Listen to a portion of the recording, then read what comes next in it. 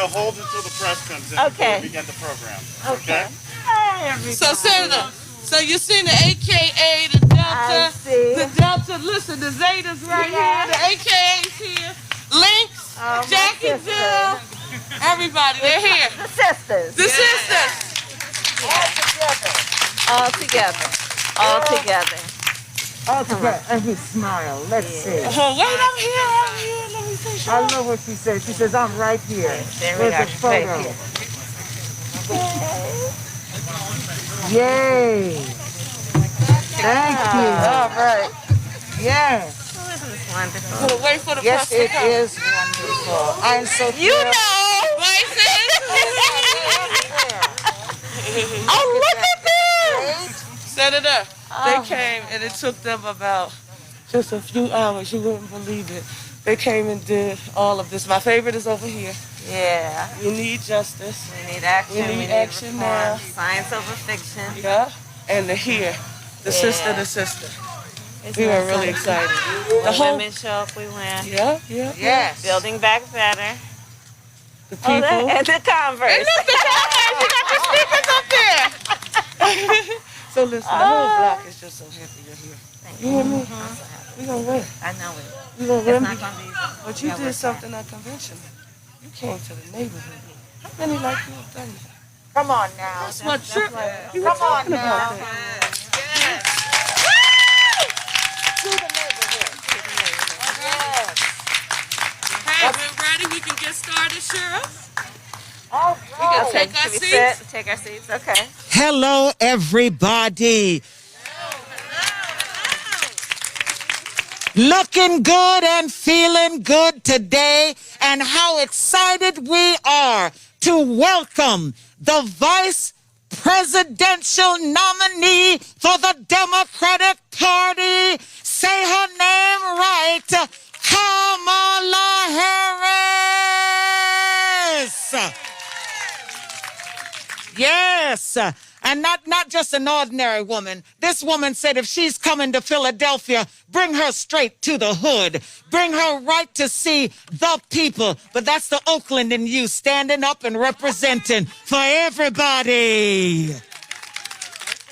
Now, you've got three women up here with these interesting names, and we like people to get them right. That is Sherelle Parker, Councilwoman Sherelle Parker. Yes, it is. And you know the Kamala Harris. And the Cheryl Lee. There you go. You know, you say, what? I know how to say that. Thank you very much. Thank you. All of you are so wonderful and so special. And you know, today you broke out the Jimmy Choos, but you inspired all of us to be comfortable. Yes. A little bit of Nike here, but you see a lot of Converses right there. Feet up, feet on the ground. Represent. Okay, you got your pedicure showing off. That's all right. But there's some wonderful questions that some of you wanted to ask, but, you know, you may be flanked by the Crimson and Cream, Delta Sigma Theta sorority. You know you were flanked by the Deltas back in November, too. But your sorors are also here in the pink and green to give you that absolute love. So I'm going to say, please, Councilwoman, you take the first question. I sure will. Listen, soror Shirley. Yes, soror. No microaggressions here today.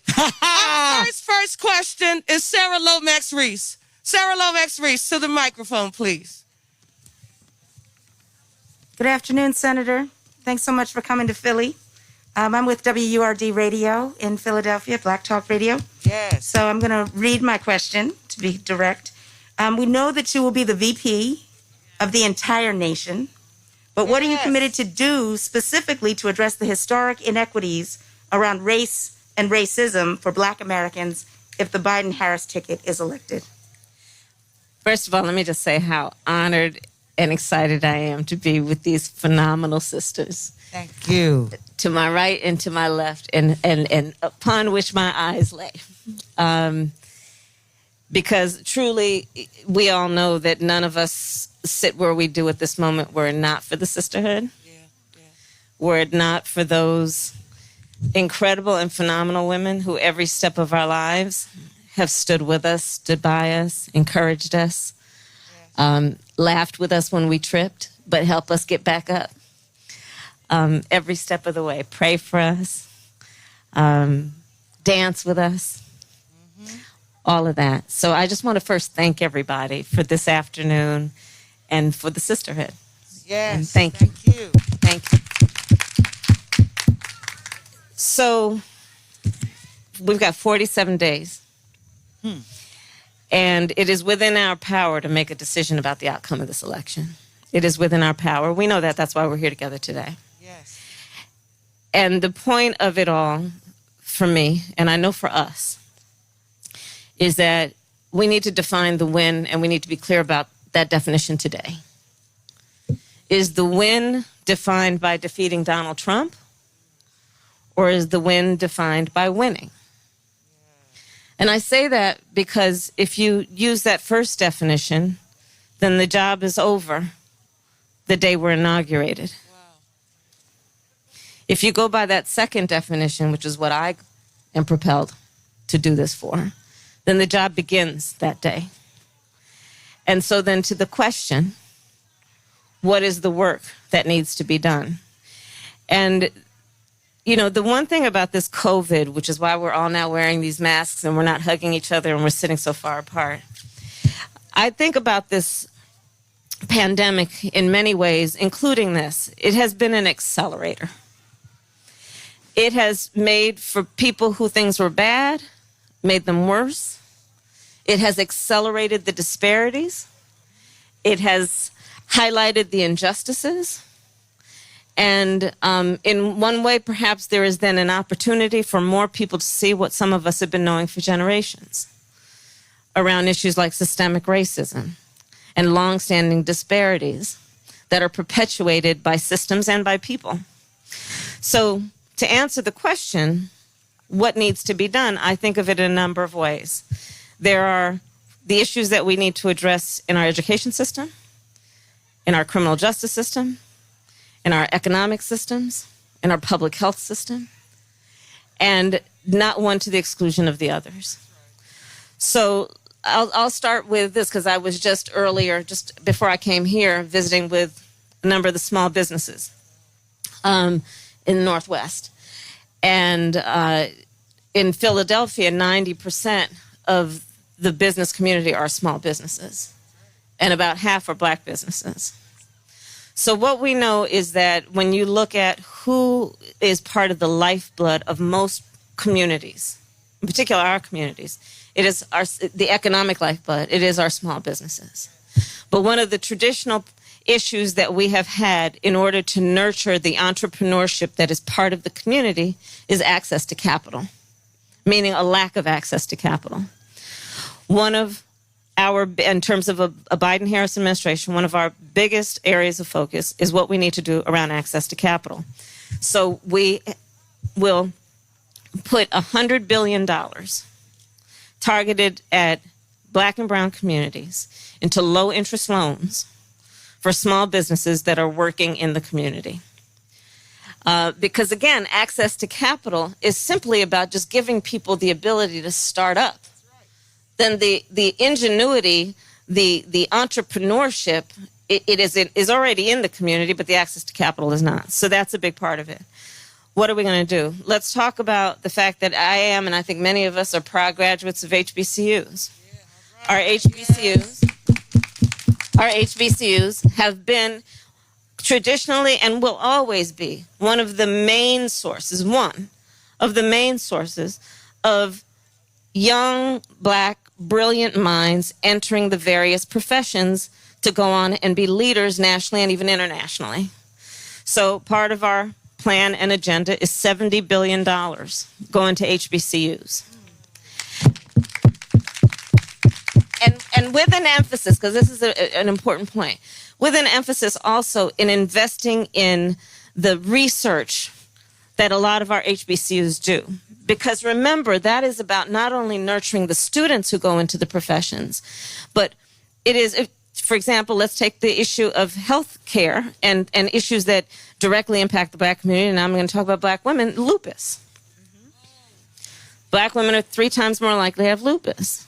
We want to make sure that the research and then the interpretation of the research is being done by people who are culturally competent. And a lot of our HBCUs that have research capacity are uniquely situated to do that. So that investment is very important. It's very important when we think about the fact that the prevalence of technology and how that is changing so much, including this thing called AI, which is artificial intelligence. Well, artificial intelligence, because I got to break these things down. So just bear with me for a moment. Artificial intelligence. The other way of thinking of that is machine learning. A machine learns things about people, and then the machine will make decisions about who gets what, who gets stopped, who gets what targeted, based on what the machine has learned. You're with me now, right? So, as we know, often what you learn is a function of who teaches you and how you've been taught. That's right. And how you've been taught to interpret things. So again, back to the point of an investment in HBCUs around an issue like technology. So we can make sure that it is those students and professors who are helping to inform something like AI, which is so prevalent in a way that we cannot see, but we are experiencing. That's right. The agenda includes what we need to do around expansion of healthcare. And you know, one of the bills that I've had in Congress that we are, as part of the Biden-Harris agenda, is about tracking racial disparities in healthcare. Yes. That is important, again, for a number of reasons, including let's look at the issue of maternal mortality, something that I, along with many others in Congress, have been leading. Black maternal mortality. Black women are 3 to 4 times more likely to die in connection with childbirth. And by the way, it has nothing to do with a Black woman's educational level or socioeconomic level. Look at Serena Williams as an example. It literally has to do with the fact that when that Black woman walks into a doctor's office or a clinic or a hospital, she is not taken seriously or as seriously as other people. So part of the agenda is about what we need to do to track racial disparities in healthcare, but also to deal with racial biases within the healthcare system. And so that's explicit as part of our approach. Education in terms of tuition and student loan debt. Our students have disproportionately some of the highest student loan debt. So our plan is that for students who are coming from a family that makes less than $125,000, they can attend a 4-year public school, including a private HBCU, tuition free. And if they come out of school and go into a job that pays less than $125,000, and many of our students do choose they choose a life of service. That's right. And those don't pay; those are high-paying jobs, even though they pay well to your soul. Then it's about what we need to do also in terms of loan forgiveness for students who go into a job that pays less than $125,000. On the criminal justice piece, it is about what we need to do around police accountability, as well as reform of the system as a whole. So when we talk about police accountability, one, we need a national use of force standard, which means this. In many jurisdictions, when there is an excessive use of force, the question that is asked about that use of force is to ask, was that use of force reasonable? Now, we all know you can reason away just about anything. The more fair, the more just question to ask is, was that use of force necessary? So changing that.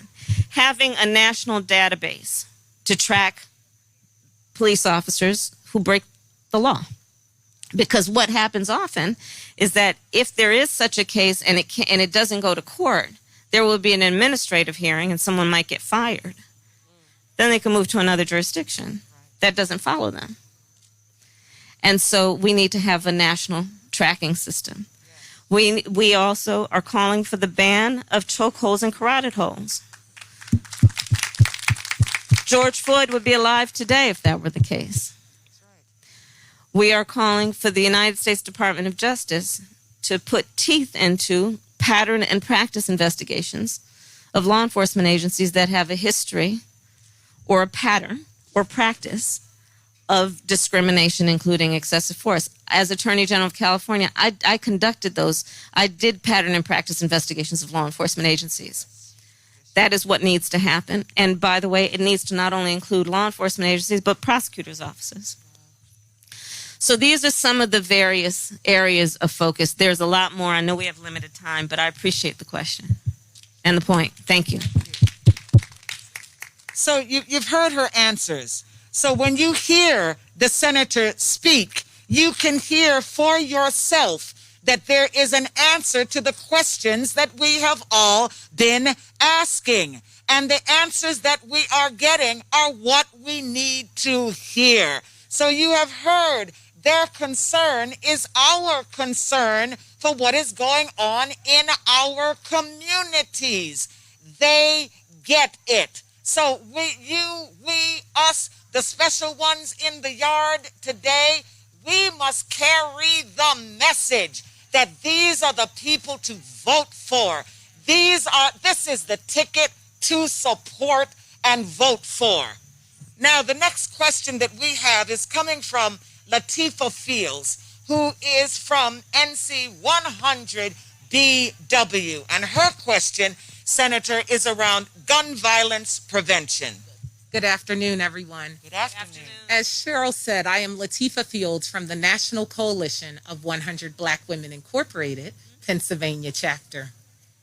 We would like to know, are there plans for this administration to promote gun violence as a public health crisis and include funding for evidence-based violence intervention programs in any budgetary request?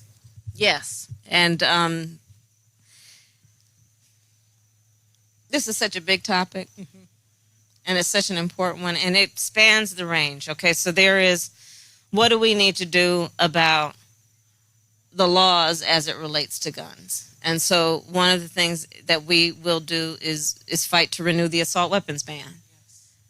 You know, let's be clear about that, which is an assault weapon by its very design, is intended to kill a lot of human beings quickly. There is no reason that they are on the streets of any civil society. Thank you. We intend to close what's called the boyfriend loophole. So currently, if someone has been if someone has been convicted of domestic violence, that's not necessarily a basis for them to be prohibited from owning a gun, and that's a loophole in the law. So we want to deal with that. We need to have universal background checks. Why? Again, it's just reasonable, right? Which is this: before somebody can buy a lethal weapon, you might want to know if they've been found by a court to be a danger to themselves or others. How about that? You just might want to know. These are the things about a background check. You just might want to know certain things before you give somebody something that can kill other human beings. So that's a part of it. But to your point about the money putting into prevention and understanding the public health implications, those are profound, especially for us. One of the biggest issues that I'd like to talk more about this around healthcare, right? And I can't even go into the topic without pointing out that in the midst of a public health pandemic, where over 6 million people have contracted this thing, almost 200,000 people have died. Black folks are 3 times as likely to contract it, twice as likely to die from it. Do you know that the current occupant of the White House has his boy, Bill Barr, in court right now, trying to get rid of the Affordable Care Act that was brought as one of the most significant public policy achievements of any administration and was created by President Obama together with Vice President Joe Biden. And they're in court right now trying to get rid of it. And if they're successful, it will likely remove health care benefits for over 2 million people. And And here's the thing. Remember that before they got that done, the Affordable Care Act that folks labeled Obamacare, before they got it done, you could be denied health coverage for a pre-existing condition, like diabetes, like high blood pressure, like lupus, right? It got rid of that. So if Trump is successful and Bill Barr is successful, that'll come back to be a problem. Why am I bringing that up in the midst of COVID? 6 million plus people contracted it and have lived. But doctors are telling us we still don't know the long-term impact of this. So you can imagine there's now a new population of almost over 6 million people who, if Trump gets his way, might be denied health coverage because of a pre-existing condition. But on the issue of guns, it's a public health issue. When you look at, for example, the number of our children who are suffering from undiagnosed and untreated trauma, and what that does in terms of their ability to go to school the next day and learn, because they've been taught by a parent, baby, if you hear the gunfire going off, jump in the tub is one of the safest places to avoid a stray bullet. If you have, before the age of 12, family members who have been killed because of gun violence, and you have been part of learning a tradition of how you then get the T-shirt made and the ceremony of violence, it is so much more than it, meaning including not only what we need to do around the laws, but to understand the effect in our communities. And to understand then why it also, and Joe Biden and I feel strongly about this, needs to be studied as a public health matter in addition to everything else, so that we can address the trauma and all of the public health ramifications of gun violence in our communities. Thank you. Thank you. Latifah, you talked about that gun violence, another crisis, but we want each and every one of you to remember this. When the global pandemic was sweeping nations across the world, we learned that two of the most necessary elements that we needed to employ in order to curb this global pandemic were testing and contact tracing. The two most important tools that we needed. The disparities that you just mentioned that existed within minority communities who did not have readily access to both of them, it was an issue here in the city of Philadelphia, like it was in cities across the U.S. We had a lady, Senator, who we called our Fannie Lou Hamer, our Harriet Tubman of testing, Dr. Ayla Stanford, the founder of the Black Doctors COVID-19 Consortium. She is here. And Doc, please comment on the Senator's comments about those health disparities. My name is Dr. Ayla Stanford. I'm a pediatric surgeon. I'm founder of the Black Doctors COVID-19 Consortium, and my heart is beating out of my chest to hear what you said about the health disparities, to accurately say to us the numbers in which we are dying in this country, to know that 52,000 people died on Tuesday, that over 1,000 people are dying per day, that in Philadelphia, 52% of the death and disease are Black people, and we only represent 44% of the population. So to hear that from what I pray will be our new vice president just puts joy in my heart. Whew, Lord have mercy. Okay. Yes. So in April of 2020, when people kept reaching out saying, Doc, I'm trying to get tested. And these were Black folks that were not poor Black folks. These were my doctor, professional friends. I showed up. I had a script. They turned me away. I took 2 buses. I wasn't in the car. They turned me away. So I created the Black Doctors COVID-19 Consortium. I got my friends that were doctors and nurses and medical students together who volunteered. I said to LabCorp, who has the FDA PCR approved test, I need the test. They said, how are you going to pay for the uninsured? I said, you're going to bill me, which they have. And the other folks, we did what we could through insurance, and we went to church parking lots. We went to street corners. We went to Belmont Plateau. We went to union leaders. We went everywhere where people said they couldn't get tested, and we tested them on weekends, at night, when it was cold, in the rain, and we tested them. Now, over 10,000 people in southeastern Pennsylvania we have tested. And we did that with donations from the city. And yes, the city funded us afterwards, but everything we did was my bank account. It was people giving us $5 and $10. I mean, it was the people. It was GoFundMe, right? My question to you is, if you had known what 45 said in February, it's airborne. It travels in the air. It's 5 times more deadly than the flu. You could be young, you could be old, everybody in between can get this thing. It's really contagious. What would you have done in February? My first question. And the second part of the question is, what would you, if anything, mandate in January of 2021? Thank you. Let me just start by thanking you. You know, in times of crisis, real leaders present themselves. Real leaders present themselves. And usually in times of crisis, it is born out of the pain that you feel for the people you know are suffering. And with that pain, you translate it into strength that is about lifting people up. You know, in stark contrast, we have this doctor in stark contrast to a person who currently has the title of President of the United States, who he seems to think that strength is measured based on who you beat down, instead of understanding true strength is based on who you lift up.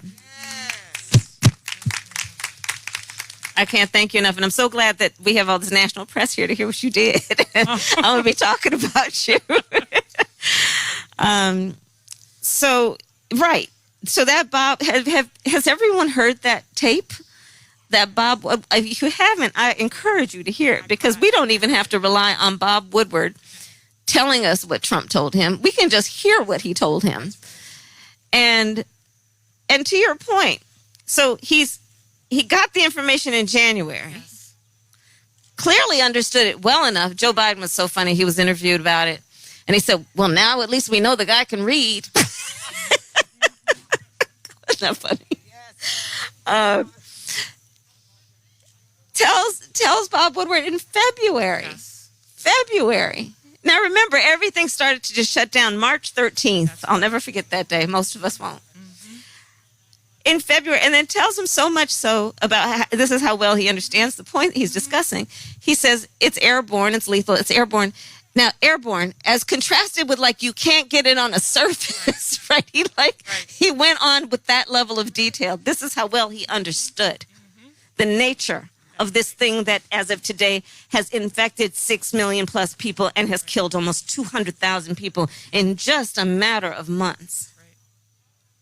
And yet, he said to the American people, it's a hoax. He muzzled public health experts. He called it all kinds of names because he can't push xenophobia enough. And he, on top of it, knowing it's airborne and lethal in its proportion, suggested to the American people that you're a you-know-what if you wear a mask. And you're with us if you don't. Who does that? You can't make this stuff up. So what would we have done? One, we would have listened to the scientists and embraced the science. You know, this is a group of leaders. What we know about leading, we know it as parents. We know it in so many aspects of life. You must be guided by speaking truth, especially when you have the responsibility for caring for or in any way another person's life. You must be guided by speaking truth, no matter how difficult it is to speak and no matter how difficult it is to hear. But he deliberately put his personal political ambition in front of the health and well-being of the American people. And let's be clear, we're talking about not just somebody who has a bunch of buildings with his name on it. We're talking about the commander-in-chief, who has as one of their highest priorities to keep the American people safe. So we would have embraced fact. We would have listened to the scientists. We would have told the American people this is not to be played with. We would have also done something, which is so Joe Biden does all the time. He will always be this kind of leader. We would have let the folks know, let the people know we are all in this together. That's something this president has never been able to understand about the strength of a nation. One way to pull the strength of a nation together in a moment of crisis is to remind people we're all in it together. You know, you look back to the Great Depression, World War II. We're all in it together. We need to make sacrifices for the sake of the whole. So in this case, nobody likes wearing a mask. No, like, who do you know who likes wearing a mask? Nobody. Like, there's very few people who just didn't like to talk to other people anyway. But nobody likes to wear a mask. But it is an extension of love thy neighbor that we do. Going forward, 47 days, we got to get this thing done. We got to make sure everybody votes. They vote early.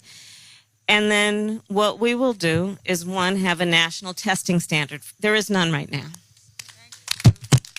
We will have a national contact tracing plan. There is none right now, including what we're calling as kind of a jobs corps plan for over 100,000 people who will get paid to engage in the contact tracing. And let's also be clear, we have all of our kids coming out of high school and college and really worried about having a job. And so this is also about a job opportunity that is about civic, about public service. We will also have, and here's, Doctor, a national strategy for a safe vaccine when, God willing, we get a safe vaccine. And by that, I mean a strategy that includes making sure that it is getting to the communities that need it most, and therefore taking into account issues like racial disparities to ensure, and tracking racial disparities to ensure that it actually is getting to all who need it. So those are the things that we will do. Thank you so much. Cheryl, I'm telling you. You see, we're on it. They're on it. They are on it. From the media, from keeping the radio and the radio waves on in Philadelphia and outreaching, which is very important in Black communities, to addressing gun violence. You know, my son was shot 3 times, and it was not cute. And when I got that job and could not get tested, I called up Dr. Allah. I said, Doctor, they want to shoot now. Can I get a COVID test? She said, well, not if you go with your script. And she was right. And I went right to that church parking lot. And there we were, girl, we got 100 views on that on Instagram. Next question. 100,000. 100,000. I'm sorry, 100,000 views on Instagram. Right. Yeah, the testing of the COVID. Question number 4 we've got here is from Salima Pace. Salima, thank you. Salima's Pace is about you, the historic pick as the first Black vice president. Salima? Hello. It's a little different, Shirley. Come on. We're going to get it right. Come on, girl, tell me. Listen, Number one, proper pronunciation of names. Yes, you got me right, Salima Pace. There you go. And I'm very proud to be standing up here as the Secretary Treasurer of District 1199C, the largest healthcare union in the city of Philadelphia, and also as a board member of She Can Win, who helps elect Black women to office. Yeah. I am just so proud to be standing here today in your presence, okay? My question is, again, As representing 1199C, the National Union of Hospital and Healthcare Employees, represent, again, 13,000 members across Philly and the surrounding areas. And we represent mainly women of color between the ages of 18 and 60 who are considered non-professional workers, dietary, CNA, technical workers.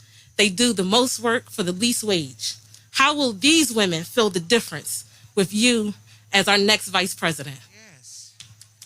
Thank you, Salima. I was just looking, and I don't see it here, but first of all, I want to thank you for the work that you're doing in terms of electing Black women.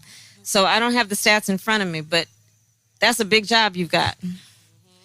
Not because there are not all kinds of Black women who are leading already and should be in elected office, but just the odds are against us in terms of the number who actually do right now.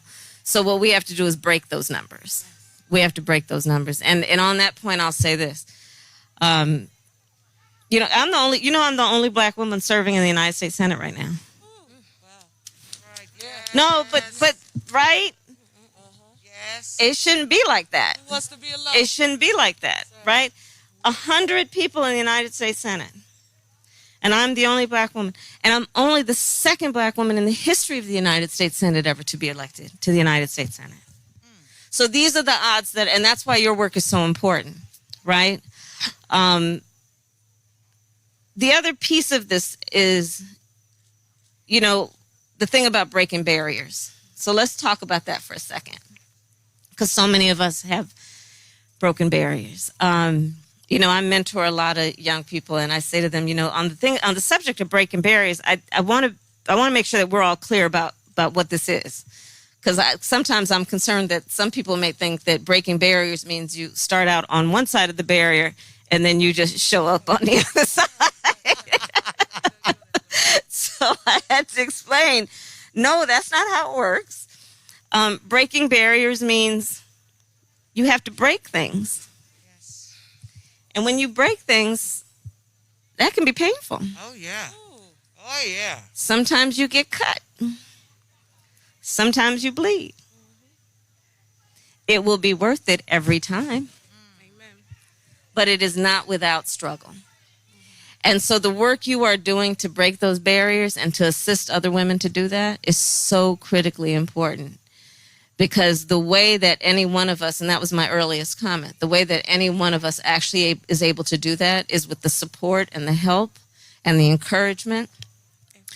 And that's part of what we need to achieve to actually move forward. It means doing also the work of my mother gave me lots of advice. And one of them, she said, Kamala, you may be the first to do many things. Make sure you're not the last. Yes. Right?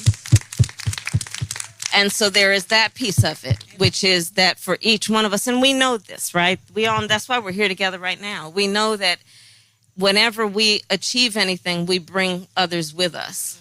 And that when we walk through that door, we need to leave it open a little wider. And, each one pull one.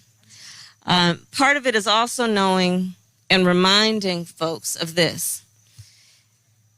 We will often find that we are the only one that looks like us when we walk in that room, be it that conference room, that boardroom, right? It's really important, though, that when you're in that room, seemingly by yourself, that we're all in that room with you. And that you carry us with you in that room. That's right. And so the responsibility you have then in that room is to carry our voice in that room, knowing you are not alone. Because one of the things that I think can really disempower any one of us is if we feel alone. That's right. That's right. And we can never let anyone make us feel like we're alone. I think people intend it perhaps as a compliment to say, oh, you're special. I don't hear that. Right. What I hear is you trying to tell me I'm the only one like me. Thank you. But you see, I come from people. Teach. With people. Teach. Yes. Right. Teach, Senator Harris. Yes. And so that's the work that you're doing. But it's about, each one of us, and for me, I feel that very strongly, being there and then creating a path and a place for others to follow.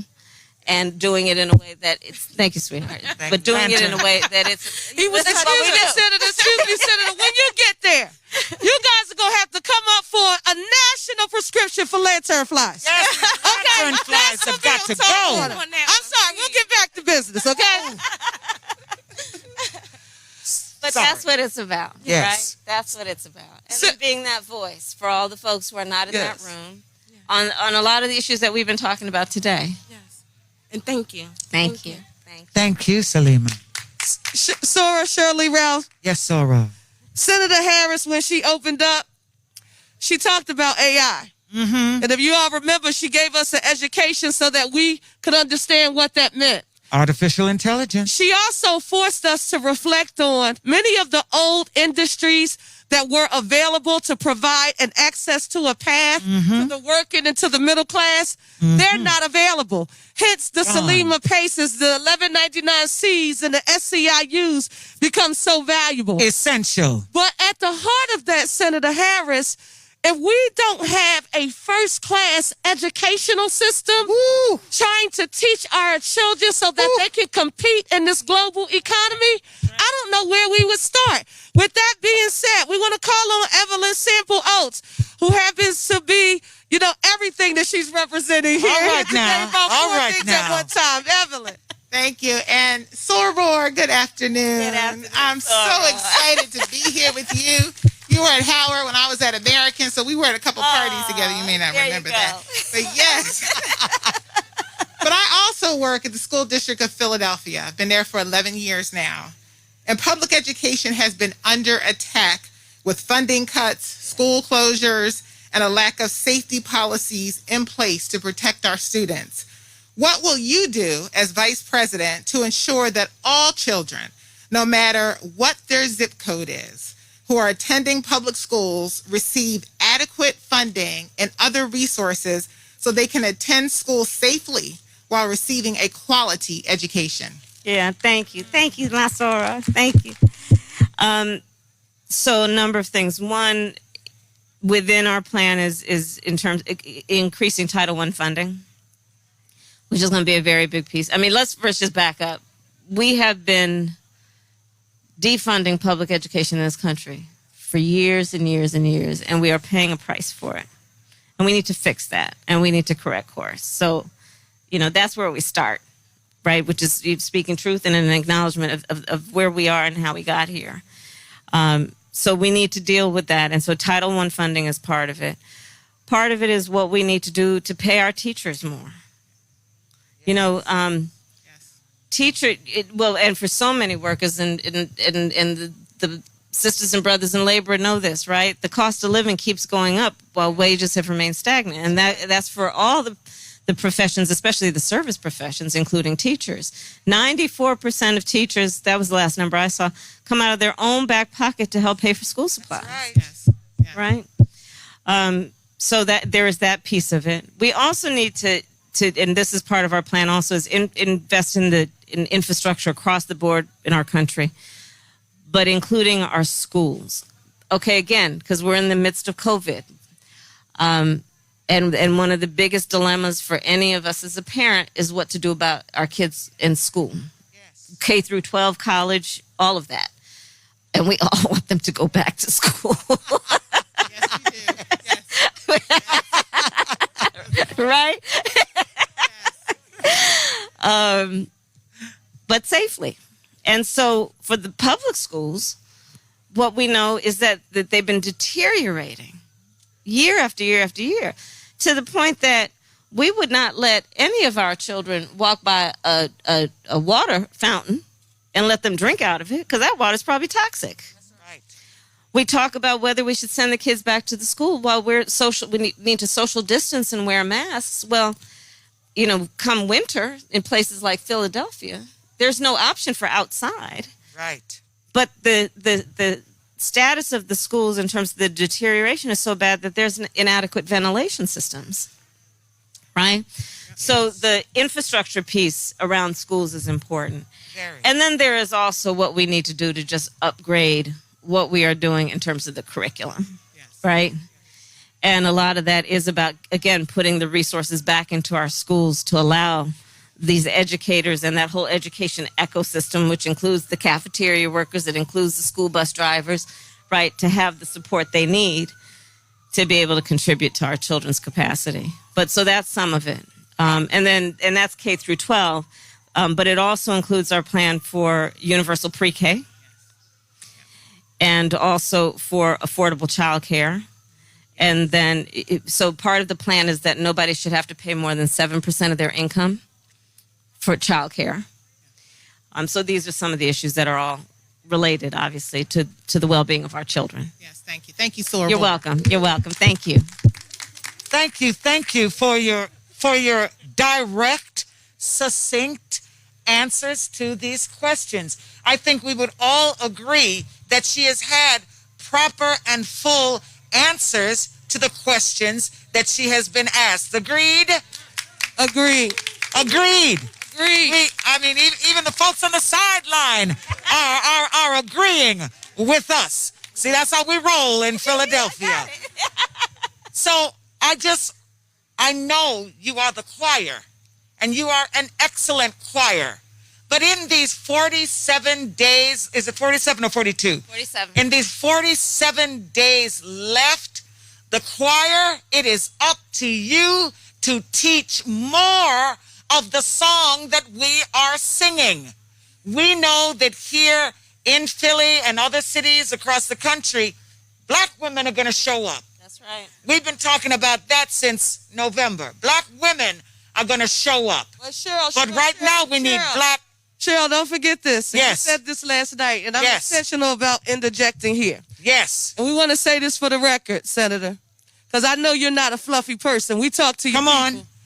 And we told them we were coming to the backyard in Philadelphia, and they knew we would have some direct questions. Right.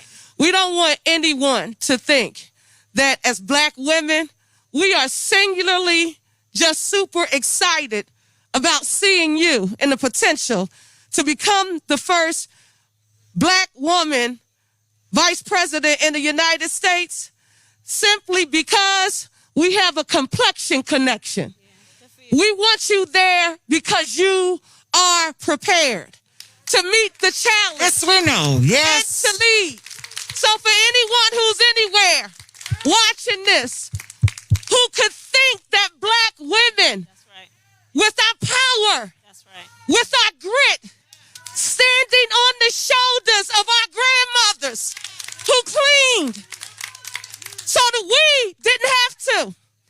We're with you, sister, because we're prepared. Now, listen, there's some people in cities who are watching, and I'm the Yes, they majority are. leader of the City Council of Philadelphia, so I can't let you leave out of here without asking this question. $750 million the city of Philadelphia lost in revenue, and my colleague Catherine Gilmore Richardson is here. Pre-COVID, city's in good fiscal shape. Multiple reserves, pension fund on its path to solvency, and COVID hit. We lost $750 million. There is no mayor in the nation. I'm thinking about Keisha Lance Bottoms. I'm thinking about my brother in Newark, Raz Baraka. I'm thinking about Chicago. Lori Lightfoot. Chicago. They can't be successful in doing their work without, and London Breed can't be successful, Senator, without help in Washington. That's right. What does it or will it mean from a Biden and a Harris administration for cities? Because we have limited revenue generating capacity. We can't close the gap between the haves and the have-nots without you. No, that's great. And I couldn't agree with you more. And I work closely with every one of those that you've mentioned. And as an example of people who are on the ground every day dealing with the realities, they don't have the luxury of fancy speeches because they just got to deal with what the people need every day. So, and I have the background of having been part of city government, county government, state, and federal. So I couldn't agree with you more that some of the greatest elected leadership in our country comes at the local level. Again, because they have to be relevant. So Joe and I have talked about this, and he's very committed to this too, which is having a council of advisors on a regular basis that are about local and state government leaders helping to inform the policy and also the administration of the policy, but helping to inform the policy on the front end. Because what those leaders do not want or need, what you don't want or need, is for us to tell you later what we done to you. You need to be a part of saying we can't use it that way. Right. You need to be a part of what you need and how you need it. So that's something and I can promise you that Joe cares deeply about this as well. Hey, Jim Kennedy, Mayor of the City of Philadelphia, Darrell Clark, President of the City Council of Philadelphia, you just heard the Democratic vice presidential nominee say to the City of Philadelphia that if Biden and Harris are elected, help is on the way for the City of Philadelphia. Help is on the way. Thank you. And we don't need just African American women. All of the women here must bring men to the polls with you. Repeat that, please. Thank you. Thank you. It is not just on our shoulders, and you and I have talked about this. The importance of making sure that the black man, the black young man, show up to the poll and vote for Biden and Harris, knowing there is nothing wrong in voting for this black woman right here. Yes. Kamala Harris. Yes. Thank you so much. Senator, we're going to close out and we're going to tell you, and we have to be honest, we have the best and the brightest here from Philadelphia representing our interests. And when we talked to your folks and we said, well, the neighborhood, some people thought we were talking about going downtown in some big swanky building. We said, we wanted to come to Mount Airy and come in the backyard, the Philly backyard. And I'm going to tell you, Senator, I said, let me see how she's going to respond. Listen, Senator said, Oakland, Philly, backyard. There you go. Something new. That and part. Senator, we were so happy that you are here. We want you to know that for all of those who are watching, this is going to take all of us in our great nation. We want women from all walks of life and people from all walks of life, because we're going to close the gap between the haves and the have-nots and keep America moving in a direction and an inclusive economy that will bring us along. Thank you for coming to the backyard. Thank you. Everybody's got to get out. Thank you, Senator. Get out and vote. Nobody has the right not to vote in this election. Vote like your life depends upon it, because it does. Shirley, how many days left again? How many days? 47 days, Soror. 47. 47. Say it again. 47. Say it again. 47. Don't forget to vote, and you better have a plan. And if you're going to vote, pack your lunch like former First Lady Michelle Obama. There you go. Thank you. A little Cali Philly. Thank There you, you go. everybody. Thank you. All right, let's get this done. We're going to get get it this done. Okay. Yes. All right. Thank you. And thank your team, too.